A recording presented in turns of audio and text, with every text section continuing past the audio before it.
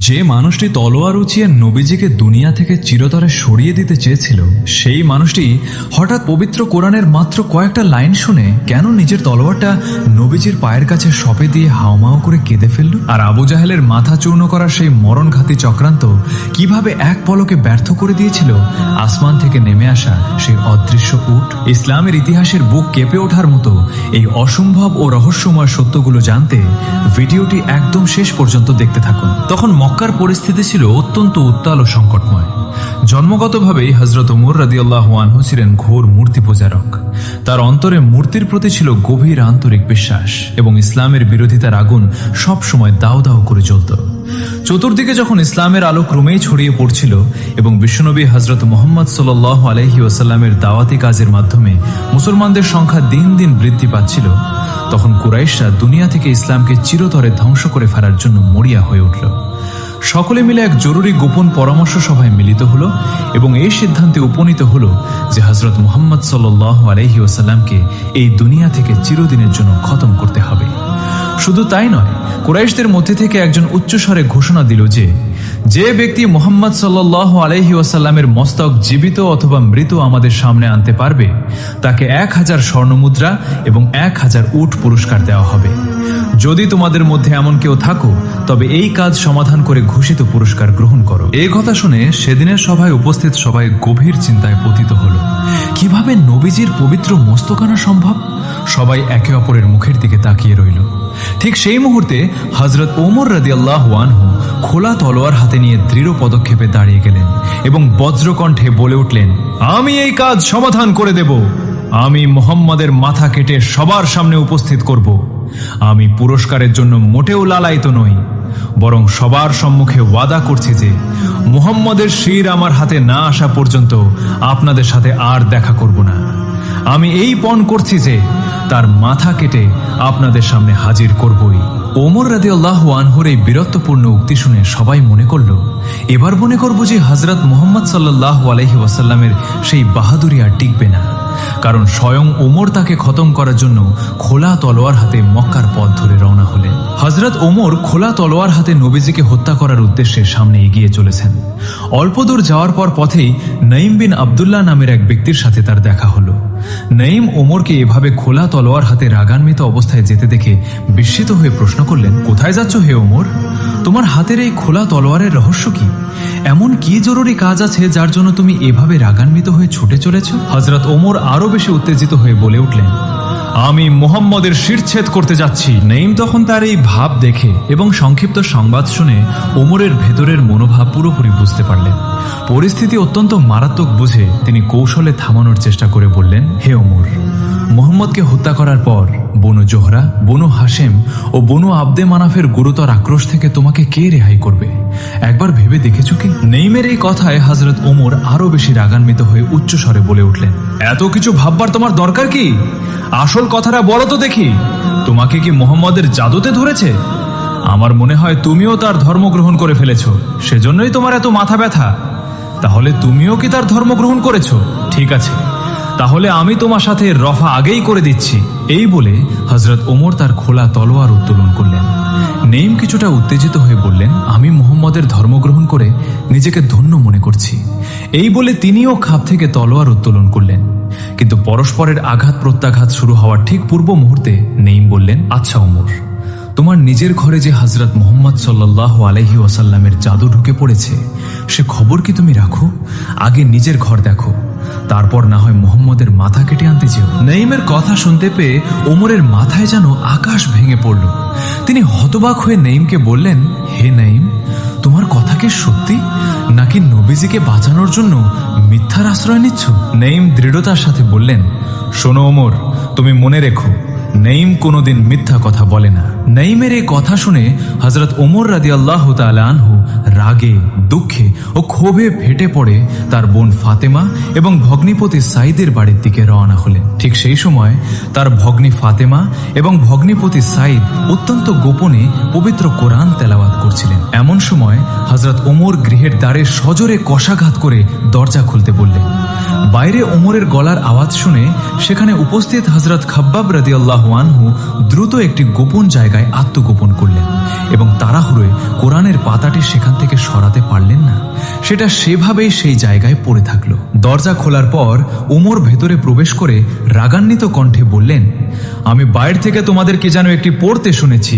সাইদ সত্য প্রকাশ করতে না পেরে বললেন, কই না তো, আমরা তো কিছুই পড়ছি না। ওমর ধমকের সুরে বললেন, আমি শুনেছি তোমরা নাকি পূর্ব ধর্ম পরিত্যাগ করেছ এবং মুহাম্মদের নতুন ধর্ম গ্রহণ করেছ। সাইদ তখন সাহসিকতার সাথে বললেন, হযরত মুহাম্মদ সাল্লাল্লাহু আলাইহি ওয়াসাল্লামের ধর্ম যদি সত্য হয়ে থাকে তবে আমি তা গ্রহণ করব, এতে দোষের কি আছে? সাইদের এই কথা শোনার পর ওমরের আর বুঝতে বাকি রইল না। তিনি নিশ্চিতভাবে জানলেন যে তার ভগ্নী ও ভগ্নীপতি ইসলাম ধর্ম গ্রহণ করেছেন। তার ক্রোধ তখন দ্বিগুণ বেড়ে গেল। ভাইয়া কিংবা রক্তের সম্পর্কের কথা ভুলে গিয়ে ভাইয়ের নিকট থেকে স্বামীকে বাঁচানোর জন্য বোন ফাতেমা এগিয়ে এলেন। হযরত ওমর তখন তার বোনকেই প্রহার করতে লাগলেন। একসময় প্রহার বন্ধ করে বোনের নিকট প্রশ্ন করলেন, আচ্ছা ফাতেমা, তুমি বলতো তোমরা দুজনে কি ইসলাম ধর্ম গ্রহণ করেছ? ফাতেমা রক্তের দাগ মুছে অত্যন্ত দৃঢ়তার সাথে জবাব দিলেন, ভাই, আমরা সর্বশক্তিমান এক নিরাকার আল্লাহ ও তার প্রিয় হাবিব হযরত মুহাম্মদ সাল্লাল্লাহু আলাইহি ওয়াসাল্লামের প্রতি আনুগত্য স্থাপন করেছি। আমাদেরকে তুমি যতই নির্যাতন করো না কেন, আমরা এই ধর্ম কখনোই পরিত্যাগ করব না। হযরত ওমর তার বোনের মুখে এই অটল কথা শুনে এবং তার চোখ মুখের সেই দৃঢ় অভিব্যক্তি লক্ষ্য করে একাধারে বিস্মিত ও বিমোহিত হয়ে গেলেন। তিনি যেন কিছুটা বেসামাল হয়ে নরম ও শান্ত গলায় প্রশ্ন করলেন, আচ্ছা ফাতেমা, আমি যখন আসলাম তোমরা যে তেলাওয়াত করছিলে তা কি আমাকে একটু দেখাতে পারো? ফাতেমা উত্তরে বললেন, ভাইজান, আপনি যদি প্রতিজ্ঞাবদ্ধ হন যে পবিত্র কোরআনে লিখিত বস্তুর কোনো রকম অমর্যাদা করবেন না, তবেই আমরা আপনাকে তা দেখাতে পারি। হযরত ওমর ভগ্নের কথা শুনে হ্যাঁ সূচক সায় দিলেন। ভাইয়ের মনের এই পরিবর্তন লক্ষ্য করে এবং তার মনোজগতের অবস্থা বুঝতে পেরে ফাতেমা মনে মনে অত্যন্ত আনন্দিত হলেন। তিনি ওমরকে বললেন, ভাইজান, এজন্য আপনাকে প্রথমে পবিত্র হতে হবে, কারণ অপবিত্র অবস্থায় আল্লাহর পবিত্র বাণী স্পর্শ করা নিষিদ্ধ। হযরত ওমর তাতে রাজি হয়ে বললেন, আচ্ছা আমি তাই করব, তবে কি রূপে অজু করতে হয় তা আমি জানি না, তুমি যদি আমাকে অজু করা শিখিয়ে দিতে। ফাতেমা তখন তাকে অজু করার সঠিক নিয়ম বলে দিলেন। তিনি অজু করলেন এবং বোনের দেওয়া পবিত্র বস্ত্র পরিধান করলেন। তারপর পরম আদরে ও শ্রদ্ধায় পবিত্র কোরআনের চর্মখণ্ড হাতে নিয়ে তা পাঠ করতে লাগলেন। সেই চর্মখণ্ডে সূরা তহা ও সূরা হাদিদ লিখিত ছিল। তিনি এই সূরাদ্বয় তেলাওয়াত করতে করতে যেন সম্পূর্ণ তন্ময় হয়ে গেলেন। সহসা তার নিজেরই অজ্ঞাতসারে মুখ দিয়ে বেরিয়ে এলো, আহ, এত সুললিত ভাষা, কি অপরূপ বর্ণনা ভঙ্গি এবং কি সুন্দর এর অর্থ। তেলাওয়াত শেষ করার পর তার অবস্থার সম্পূর্ণ পরিবর্তন লক্ষ্য করা গেল। তিনি আর স্থির থাকতে পারলেন না। তিনি যেন জীবনের এক নতুন আলোর সন্ধান পেলেন। হযরত ওমর অভাবনীয়ভাবে আবেগাপ্লুত হয়ে তার ভগ্নীপতি সাইদকে বললেন, সাইদ, তুমি এই মুহূর্তে আমাকে হযরত মুহাম্মদ সাল্লাল্লাহু আলাইহি ওয়াসাল্লামের কাছে নিয়ে চলো। ততক্ষণে হযরত খাব্বাব রাদিয়াল্লাহু আনহু আত্মগোপন থেকে সাহসে ভর করে প্রকাশ্যে বাইরে এসে বললেন, ভাই ওমর, আমি এতক্ষণে আপনাকে একটি সুসংবাদ প্রদান করছি। গত রাতে হযরত মুহাম্মদ সাল্লাল্লাহু আলাইহি ওয়াসাল্লামকে আমি এই মর্মে দোয়া করতে শুনেছি, হে আল্লাহ, অনুগ্রহ করে আবু জেহেল অথবা ওমর, এই দুজনের মধ্যে যে কোনো একজনকে আপনি আমাদের দলভুক্ত করে দিন। মনে হয় হযরত মুহাম্মদ সাল্লাল্লাহু আলাইহি ওয়াসাল্লামের এই দোয়া আল্লাহ পাক কবুল করেছেন এবং এ ব্যাপারে আপনাকে পছন্দ করেছেন। এ কথা শুনে আবেগে হযরত ওমর আর নিজেকে স্থির রাখতে পারলেন না। তিনি উচ্চকণ্ঠে বলে উঠলেন, ওহে, কোথায় সে আল্লাহর রাসূল? এখন তিনি কোথায় অবস্থান করছেন? তোমরা শীঘ্রই আমাকে তার কাছে নিয়ে চলো এবং এখনই তার পবিত্র চরণতলে লুটিয়ে পড়তে দাও। ততক্ষণে হযরত মুহাম্মদ সাল্লাল্লাহু আলাইহি ওয়াসাল্লাম কয়েকজন সাহাবীকে নিয়ে সাফা পর্বতের নিকট আরকাম নামক এক নবমুসলিম সাহাবীর বাড়িতে বসে ইসলাম ধর্ম নিয়ে আলোচনা করছিলেন। সেখানে হযরত আবু বকর রাদিয়াল্লাহু আনহু সহ হযরত হামজা রাদিয়াল্লাহু আনহু এবং হযরত আলী রাদিয়াল্লাহু আনহু এর মতো সম্মানিত সাহাবীগণ উপস্থিত ছিলেন। হঠাৎ বাইরে কারো পদশব্দ শুনে কে একজন বলে উঠল, মনে হয় ওমর আসছে। তা শুনে মহাবীর আমির হামজা রাদিয়াল্লাহু আনহু রাগান্বিত সুরে বললেন, তাতে কি হয়েছে, আসতে দাও। যদি সে সৎ উদ্দেশ্য নিয়ে আসে তবে আমরা তাকে বরণ করে নেব, আর যদি কোনো অসৎ উদ্দেশ্য নিয়ে আসে তবে তার তলোয়ার দিয়ে তার মস্তক খণ্ডিত করে ফেলব। হযরত মুহাম্মদ সাল্লাল্লাহু আলাইহি ওয়াসাল্লাম অত্যন্ত প্রশান্ত স্বরে সকলকে শান্ত হওয়ার জন্য বললেন, তোমরা ওমরের কেউ কোনো কিছু বলবে না, তাকে ঘরের মধ্যে আসতে দাও। তাকে যা কিছু বলার দরকার আমি নিজেই বলবো। ইতিমধ্যে হযরত ওমর সেখানে এসে পৌঁছলেন। হযরত মুহাম্মদ সাল্লাল্লাহু আলাইহি ওয়াসাল্লাম তাকে নিজের কাছে আহ্বান করলেন। হযরত ওমর ধীরে ধীরে নবীজির নিকট এগিয়ে এলেন। হযরত মুহাম্মদ সাল্লাল্লাহু আলাইহি ওয়াসাল্লাম তার পিঠে হাত রেখে স্নেহের সুরে বললেন, শোনো ওমর, এভাবে আর কতদিন অন্ধকারের মধ্যে হামাগুড়ি দিয়ে বেড়াবে? সত্যের বিরুদ্ধে আর কত লড়াই করতে চাও? আল্লাহর নবীর পবিত্র স্পর্শে হযরত ওমরের পুরো শরীর থরথর করে কেঁপে উঠল। মনের কালিমা তো বোনের বাড়িতে বসেই ধুয়ে মুছে সাফ হয়ে গিয়েছিল। তিনি অবনত মনত মস্তকে উত্তর করলেন, ইয়া রাসূলুল্লাহ, সত্যের বিরুদ্ধে আমার লড়াই আজ শেষ। এবার আত্মসমর্পণের জন্য হাজির হয়েছি। অনুগ্রহ করে এই নরাধমকে আপনি আপনার চরণতলে স্থান দিয়ে মুক্তির ব্যবস্থা করুন। এই বলে হযরত ওমর তার হাতের সেই খোলা তলোয়ারখানা হযরত মুহাম্মদ সাল্লাল্লাহু আলাইহি ওয়াসাল্লামের পবিত্র পায়ের নিকট সঁপে দিলেন। হযরত মুহাম্মদ সাল্লাল্লাহু আলাইহি ওয়াসাল্লাম শান্ত গলায় বললেন, ওমর, এতদিনে তোমার ভুল ভেঙেছে, এসো তবে আজ তোমাকে ইসলামের অন্তর্ভুক্ত করে সত্য লাভ করার উপায় বের করে দিই। হযরত মুহাম্মদ সাল্লাল্লাহু আলাইহি ওয়াসাল্লাম ওমরকে কালেমায়ে তাইয়্যিবা পাঠ করিয়ে ইসলাম ধর্মে দীক্ষিত করলেন। তারপর হযরত মুহাম্মদ সাল্লাল্লাহু আলাইহি ওয়াসাল্লাম আনন্দে উচ্চকণ্ঠে তাকবীর ধ্বনি করলেন, আল্লাহু আকবার। সঙ্গে সঙ্গে উপস্থিত সবাই সমস্বরে বলে উঠলেন, আল্লাহু আকবার, আল্লাহু আকবার, সুবহানাল্লাহ। অতঃপর রাসূলুল্লাহ সাল্লাল্লাহু আলাইহি ওয়াসাল্লামকে হযরত ওমর রাদিয়াল্লাহু তাআলা আনহু বললেন, হে আল্লাহর রাসূল, আমরা কি সত্যের উপর নই, জীবিত থাকি বা মারা যাই? নবীজি সাল্লাল্লাহু আলাইহি ওয়াসাল্লাম বললেন, অবশ্যই, সেই সত্তার শপথ যার হাতে আমার প্রাণ, তোমরা সত্যের ওপর আছো, জীবিত থাকো বা মারা যাও। তখন হযরত ওমর রাদিয়াল্লাহু আনহু বললেন, তাহলে আমরা কেন গোপনে থাকব? যিনি আপনাকে সত্য দিয়ে পাঠিয়েছেন তার শপথ, আমরা প্রকাশ্যে বের হব। এরপর মুসলমানরা দুই সারিতে কাবার দিকে অগ্রসর হন। এক সারির নেতৃত্বে ছিলেন হামজা ইবনে আব্দুল মুত্তালিব এবং অন্য সারির নেতৃত্বে ছিলেন হযরত ওমর রাদিয়াল্লাহু আনহু। এই ঘটনার পর মুসলমানরা প্রথমবারের মতো প্রকাশ্যে কাবায় গিয়ে নামাজ আদায় করেন। কুরাইশা তা দেখে ভীত ও বিস্মিত হয়ে যায়। ইসলামের ইতিহাসে সেদিন এক নতুন সূর্য উঠেছিল। যে অমর ছিলেন ইসলামের সবচেয়ে বড় শত্রু, তিনিই হয়ে গেলেন ইসলামের সবচেয়ে বড় রক্ষক। কমেন্টে এখনই আলহামদুলিল্লাহ লিখে আল্লাহর শুকরিয়া আদায় করুন। একদা আবু জাহেল কুরাইশ নেতৃবৃন্দের মধ্যে ঘোষণা দিয়ে বলল, হে কুরাইশ ভ্রাতৃবৃন্দ, আপনারা জানেন যে মুহাম্মদ সাল্লাল্লাহু আলাইহি ওয়াসাল্লাম আমাদের ধর্মে কলঙ্ক রাটাচ্ছে, আমাদের পূর্বপুরুষের নিন্দা করছে, আমাদের জ্ঞান বুদ্ধিকে খাটো বলে রটনা করছে এবং আমাদের দেব দেবীদের অবমাননা করছে। এসব কারণে আল্লাহ তাআলা শপথ করে বলছে যে আমি এক খণ্ড ভারী এবং সহজে ওঠানো সম্ভব এমন পাথর নিয়ে আসব এবং মুহাম্মদ সাল্লাল্লাহু আলাইহি ওয়াসাল্লাম নামাজের সময় যখন সিজদায় যাবে তখন সে পাথর মেরে তার মাথা চূর্ণ করে ফেলব। এতে আমার সঙ্গ দিয়ে আপনারা আমাকে সাহায্য করুন কিংবা না করুন, এতে আমার কোনো পরোয়া নেই। তখন তার এ কথা শুনে উপস্থিত লোকেরা বলল, আমরা তোমাকে অসহায় ছেড়ে দিতে পারি না, তুমি যা করার ইচ্ছে করেছো করে ফেলো। অতঃপর পরদিন সকালে আবু জাহেল ঘোষণা অনুযায়ী এক খণ্ড পাথর নিয়ে রাসূলুল্লাহ সাল্লাল্লাহু আলাইহি ওয়াসাল্লামের অপেক্ষায় বসে থাকলো। রাসূলুল্লাহ সাল্লাল্লাহু আলাইহি ওয়াসাল্লাম যথানিয়ম আগমন করলেন এবং নামাজে দাঁড়ালেন। কুরাইশ নেতারাও সেখানে উপস্থিত হয়ে আবু জাহেলের কথিত কাণ্ড দেখার অপেক্ষায় রইল। রাসূলুল্লাহ সাল্লাল্লাহু আলাইহি ওয়াসাল্লাম নামাজ শুরু করে সিজদায় যাওয়ার পর আবু জাহেল পাথর উঠিয়ে তার দিকে অগ্রসর হল, কিন্তু কাছে যেতেই পরাস্ত সৈনিকের মতো কোনো মতে নিজের জীবন নিয়ে সেখান থেকে লেজ গুটিয়ে পালাল। এ সময় তাকে বিবর্ণ এবং ভীত সন্ত্রস্ত দেখাচ্ছিল এবং তার দু হাত পাথরের সঙ্গে শক্তভাবে চিমটে লেগে গিয়েছিল। তাই পাথরের গা থেকে হাত ছাড়াতে তাকে যথেষ্ট কষ্ট করতে হয়েছিল। এই অবস্থা দেখে কুরাইশ নেতাদের কিছু লোক দ্রুত তার কাছে এগিয়ে গেল এবং বলল, আবুল হাকাম, কিছুই বুঝলাম না, কি হলো তোমার? আবু জাহেল ভীত সন্ত্রস্ত হয়ে বলল, আমি রাতে যা বলেছিলাম তা করার জন্য এগিয়ে যাচ্ছিলাম, কিন্তু যখন মুহাম্মদ সাল্লাল্লাহু আলাইহি ওয়াসাল্লামের কাছে গিয়ে পৌঁছলাম তখন একটি উট আমার সামনে প্রতিবন্ধক হয়ে দাঁড়ালো। হায় আল্লাহ, কখনো আমি এমন মস্তক, এমন ঘাড় এবং এমন দাঁত বিশিষ্ট উট দেখিনি। মনে হলো সে যেন আমাকে খেয়ে ফেলতে যাচ্ছে। সুবহানাল্লাহ, আল্লাহর হাবিবের হিফাজতের জন্য খোদ আসমান থেকে ফেরেশতা কিভাবে ঢাল হয়ে দাঁড়িয়েছিল একবার ভাবলেই লোম খুব শিহরিত হয়ে ওঠে। এই অলৌকিক কুদরতের কথা কার কার হৃদয়ে কম্পন সৃষ্টি করেছে কমেন্টে এখনই সুবহানাল্লাহ লিখে জানান এবং ভিডিওতে একটি লাইক দিন। ইবনে ইসহাক বলেন, আমাকে বলা হয়েছে যে রাসূলুল্লাহ সাল্লাল্লাহু আলাইহি ওয়াসাল্লাম ইরশাদ করেছেন, উটের রূপ ধারণ করে সেখানে ছিলেন হযরত জিব্রাইল আলাইহিসসালাম।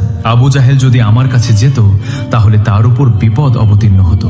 এরই ধারাবাহিকতায় একদিন এক জ্যোৎস্না রাতে বিশ্বনবী হযরত মুহাম্মদ সাল্লাল্লাহু আলাইহি ওয়াসাল্লাম একটি গাছের নিচে দাঁড়িয়েছিলেন। এমন সময় আবু জাহেল, ওয়ালিদ বিন মুগিরা সহ মক্কার কুরাইশ ও মুশরিকদের একদল নেতা নবীজি সাল্লাল্লাহু আলাইহি ওয়াসাল্লামের কাছে গেল এবং বলল, হে মুহাম্মদ সাল্লাল্লাহু আলাইহি ওয়াসাল্লাম, তুমি যদি এই আকাশের চাঁদকে দ্বিখণ্ডিত করে দেখাতে পারো তাহলে আমরা সবাই মিলে আজকেই তোমার কলেমা পড়ে মুসলমান হয়ে যাব। তাদের কথা শুনে নবীজি হযরত মুহাম্মদ সাল্লাল্লাহু আলাইহি ওয়াসাল্লাম তখন বললেন, আমি যদি ওই আকাশের চাঁদ দ্বিখণ্ডিত করে দেখাতে পারি তাহলে কি সত্যি তোমরা মুসলমান হবে? তখন আবু জাহেল এবং তার সঙ্গীরা বলল, আমরা সত্যি মুসলমান হয়ে যাব যদি তুমি এই কাজ করে দেখাতে পারো। এরপর বিশ্বনবী হযরত মুহাম্মদ সাল্লাল্লাহু আলাইহি ওয়াসাল্লাম মহান আল্লাহর কাছে প্রার্থনা করলেন, হে আল্লাহ, তুমি আমার আঙ্গুলের ইশারাতে ওই আকাশের চাঁদ দ্বিখণ্ডিত করে দাও।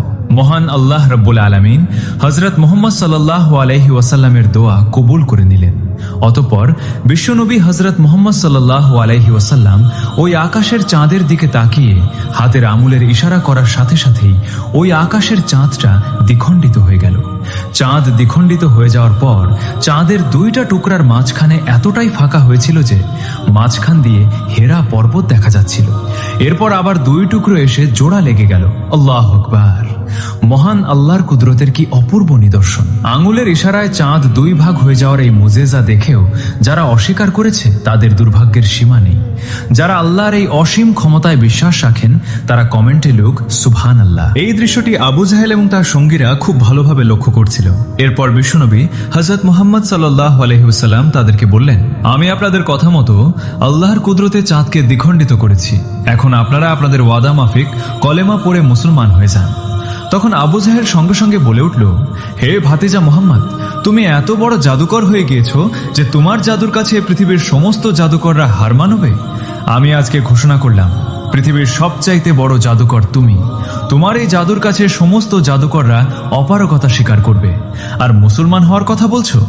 আমরা তো কোনো জাদুকরের হাতে হাত রেখে তার কালিমা পড়ে মুসলমান হতে পারি না। এসব কথা বলতে বলতে আবু জাহেল এবং তার সঙ্গীরা সেই স্থান থেকে প্রস্থান করল। একবার আল্লাহর প্রিয় নবী হযরত মুহাম্মদ সাল্লাল্লাহু আলাইহি ওয়াসাল্লাম কিছু সাহাবীকে নিয়ে দিন প্রচারের জন্য মরুভূমির পথ ধরে হাঁটতেছিলেন। এই সফরটি ছিল মরুভূমির সফর, তাই অতিরিক্ত মরুভূমির পথ ধরে হাঁটতে গিয়ে শরীরে অত্যন্ত ক্লান্তি এবং প্রচণ্ড পানির পিপাসা লাগলো সকলের, এবং তাদের কারো কাছে কোনো পানি ছিল না।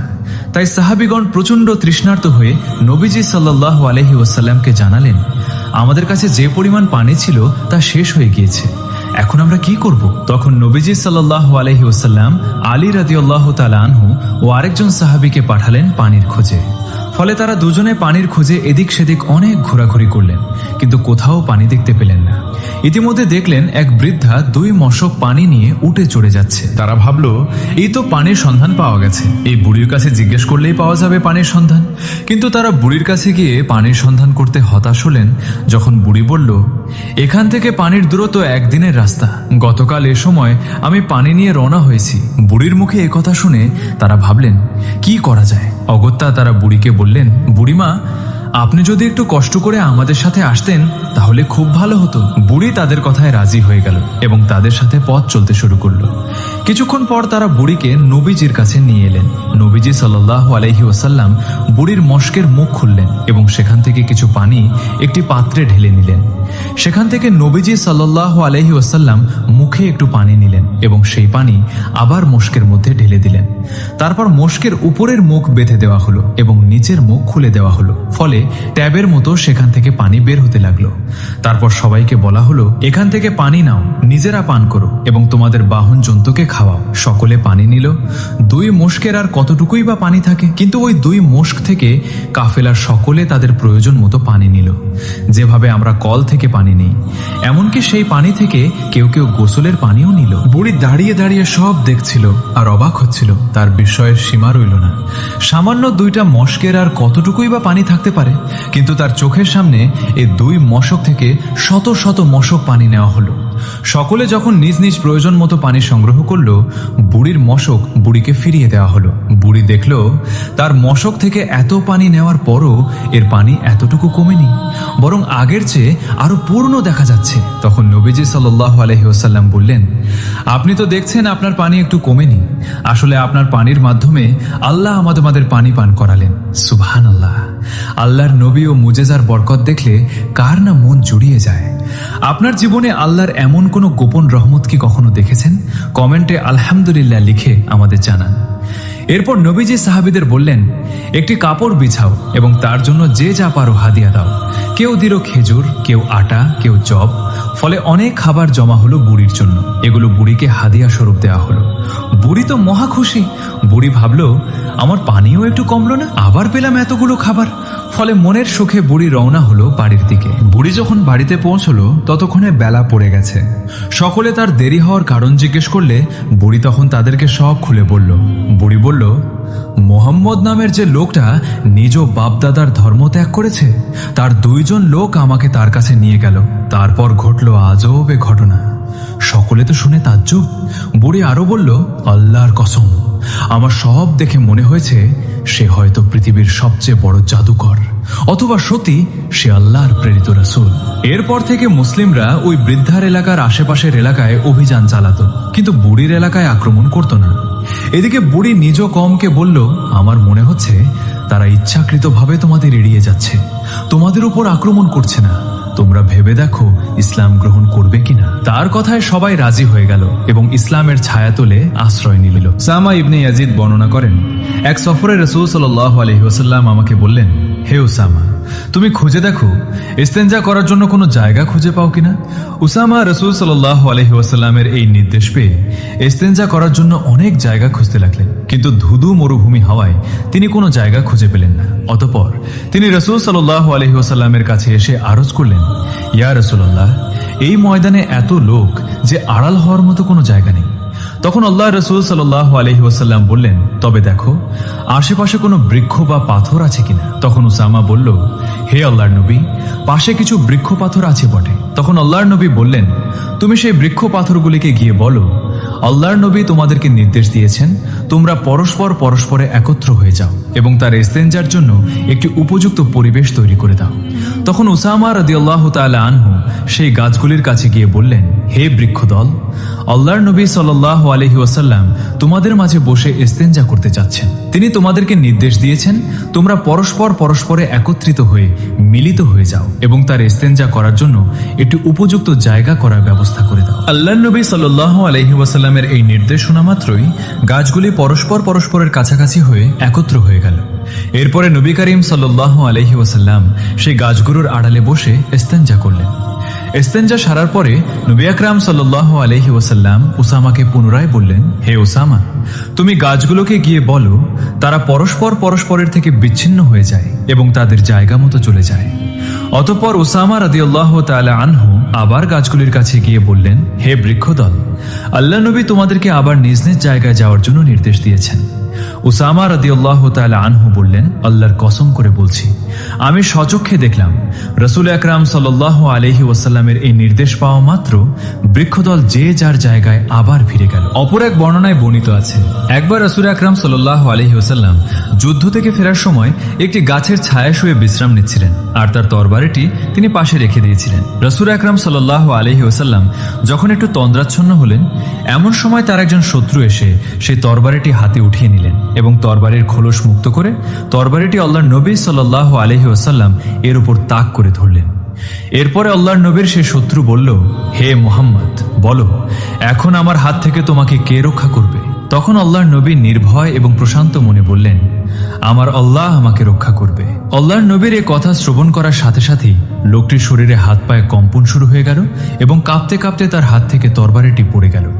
অতঃপর রাসূল সাল্লাল্লাহু আলাইহি ওয়াসাল্লাম সেই তরবারিটি তার নিজের হাতে উঠিয়ে নিয়ে বললেন, এবার বলো তোমাকে আমার হাত থেকে কে রক্ষা করবে। তখন সেই লোকটি অত্যন্ত ভীত সন্ত্রস্ত হয়ে পড়ল এবং সে বলল, কোনো সম্মানিত লোক যদি আমার প্রাণ ভিক্ষা দিতে চান তাহলে তিনি আমাকে রক্ষা করতে পারেন। তার এই কথা শুনে আল্লাহ নবী তাকে বললেন, যাও, তোমাকে আমি মুক্ত করে দিলাম, তোমার কোনো ক্ষতি আমি করব না। রাসূল সাল্লাল্লাহু আলাইহি ওয়াসাল্লামের এই উদারতা, মহানুভবতা দেখে সে অবাক হয়ে গেল এবং সে তার সম্প্রদায়ের কাছে ফিরে গিয়ে বলল, আমি এমন একজন ব্যক্তির সাথে সাক্ষাৎ করে আসলাম যার মহানুভবতা ও উদারতার কোনো তুলনা হয় না। হে আমার সম্প্রদায়, তোমরা জেনে রেখো, আজ থেকে আমি তোমাদের সঙ্গ ত্যাগ করে সেই লোকটির জন্য আমার প্রাণ উৎসর্গ করব। এরপরে সেই লোকটি পুনরায় নবী করিম সাল্লাল্লাহু আলাইহি ওয়াসাল্লামের কাছে ফিরে এসে আরজ করল, হে আল্লাহ রাসূল, আপনি আমাকে মুসলমান করে নিন এবং আপনার চরণতলে খেদমত করার সুযোগ দান করুন। তখন আল্লাহ নবী সাল্লাল্লাহু আলাইহি ওয়াসাল্লাম তাকে কালেমা পড়ে মুসলমান বানিয়ে দিলেন। অপর একদিনের ঘটনা, হযরত রাসূল আকরাম সাল্লাল্লাহু আলাইহি ওয়াসাল্লাম একবার সাহাবীদের সাথে এক মজলিসে উপস্থিত ছিলেন। এমন সময় সেখানে একজন গ্রাম্য ব্যক্তি উপস্থিত হল। তখন তার হাতে শিকার করা একটি গুই সাপ ছিল। আগন্তুক রাসূল আকরাম সাল্লাল্লাহু আলাইহি ওয়াসাল্লামের দিকে ইশারা করে সাহাবায়ে কেরামদেরকে জিজ্ঞেস করলেন, ইনি কে? সাহাবায়ে কেরাম উত্তর দিলেন, ইনি আল্লাহর রাসূল সাল্লাল্লাহু আলাইহি ওয়াসাল্লাম। ইনি হলেন জিন ও ইনসানের নবী, ইনি হলেন তামাম বিশ্বজাহানের নবী। অতঃপর সেই আগন্তুক গ্রাম্য ব্যক্তি বলল, আমি লাত ও উজ্জার কসম করে বলছি, আমি তাকে নবী বলে স্বীকার করি না, তবে আমার হাতে যে শিকার করা গুই সাপ রয়েছে, এই সাপটি যদি কথা বলে তার নবুয়তের ব্যাপারে স্বীকৃতি দান করে, তাহলে আমি তাকে নির্দ্বিধায় নবী বলে মেনে নিব। বিশ্বনবী মুহাম্মদ রাসূলুল্লাহ সাল্লাল্লাহু আলাইহি ওয়াসাল্লাম বললেন, তুমি সত্যি করে বলতো, এই গুই সাপটি যদি তোমার কথা মতো আমার উপর ঈমান আনে এবং আমার নবুয়তের ব্যাপারে স্বীকৃতি প্রদান করে, তাহলে কি তুমি আমার প্রতি ঈমান আনবে? বেদুইন ব্যক্তি জবাব দিল, যদি সত্যি এটি হয়, তাহলে আমি নির্দ্বিধায় তোমাকে নবী বলে স্বীকার করে নিব এবং তোমার প্রতি ঈমান আনব। তখন আল্লাহ নবী সাল্লাল্লাহু আলাইহি ওয়াসাল্লাম তাকে বললেন, তুমি গুই সাপটিকে ছেড়ে দাও। রাসূল আকরাম সাল্লাল্লাহু আলাইহি ওয়াসাল্লামের আদেশ মতো সে বেদুইন ব্যক্তি তার সামনে সাপটিকে ছেড়ে দিল। এরপর আল্লাহ নবী সাল্লাল্লাহু আলাইহি ওয়াসাল্লাম তাকে দেখে বললেন, হে গুই সাপ। গুই সাপকে ডাক দেওয়ার সঙ্গে সঙ্গে সেই সাপটি সকলের বুদ্ধিগম্য বিশুদ্ধ আরবি ভাষায় জবাব দিল, লাব্বাইক ইয়া রাসূলুল্লাহ, আমি আপনার খেদমতে উপস্থিত এবং আমি আপনার অনুগত। গুই সাপের এই কথাগুলি উপস্থিত সকলে শুনল এবং বুঝতে পারল। এরপর রাসূল সাল্লাল্লাহু আলাইহি ওয়াসাল্লাম তাকে জিজ্ঞেস করলেন, হে গুই সাপ, তুমি কার ইবাদত করো? জবাবে সাপটি বলল, আমি ওই আল্লাহর ইবাদত করি যার আরশ আকাশে, যার রাজত্ব দুনিয়াতে, যিনি সমুদ্রের ভিতরে পথ সৃষ্টি করেছেন, যিনি বেহেশতে রহমত ও দোজখে আযাব সৃষ্টি করেছেন। আল্লাহ নবী সাল্লাল্লাহু আলাইহি ওয়াসাল্লাম তাকে পুনরায় জিজ্ঞেস করলেন, আমি কে? সে জবাব দিলেন, আপনি আল্লাহর রাসূল এবং আপনি আখেরি নবী। সেই ব্যক্তি আপনার সত্যতা স্বীকার করবে, সে সফল কাম হবে, আর যে ব্যক্তি আপনাকে মিথ্যা প্রতিপন্ন করবে, সে ব্যর্থ হবে। অতঃপর রাসূল আকরাম সাল্লাল্লাহু আলাইহি ওয়াসাল্লাম সেই গ্রাম্য লোকটির দিকে লক্ষ্য করে বললেন, হে বেদুইন, তোমার মনে কি আমার আল্লাহর রাসূল হওয়ার ব্যাপারে কোনো সন্দেহ রয়েছে? বেদুইন ব্যক্তিটি বলল, ইয়া রাসূলুল্লাহ, ইয়া হাবিবুল্লাহ, যার নবুয়তের ব্যাপারে একটি গুই সাপ সাক্ষ্য দেয়, তার নবুয়তের ব্যাপারে সন্দেহ করার আমি কে? হে আল্লাহর হাবিব, আপনি আমাকে মুসলমান বানিয়ে নিন এবং আপনার চরণতলে খেদমত করার সুযোগ দান করুন। তখন সেই বেদুইন রাসূল আকরাম সাল্লাল্লাহু আলাইহি ওয়াসাল্লামের হাতে হাত রেখে কালেমা পড়ে মুসলমান হয়ে গেল।